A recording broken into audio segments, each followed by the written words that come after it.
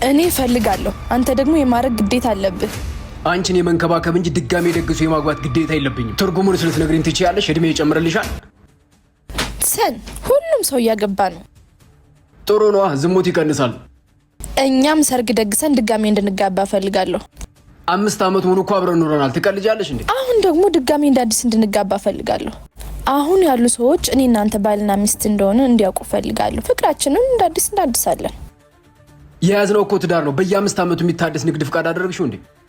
በምን ልጨቃጨቀው ብለሽ አስበሽ ከሆነ ጭንቅላቴ ያንቺን ጭቅጭቅ የሚያስተናግድበት ቦታ የለውም። አሁን እኔ እፈልጋለሁ፣ አንተ ደግሞ የማረግ ግዴታ አለብህ። አንቺን የመንከባከብ እንጂ ድጋሜ ደግሶ የማግባት ግዴታ የለብኝም። ትርጉሙን ልትነግሪኝ ትችያለሽ? እድሜ ይጨምርልሻል። ደስተኛ ሆናለሁ።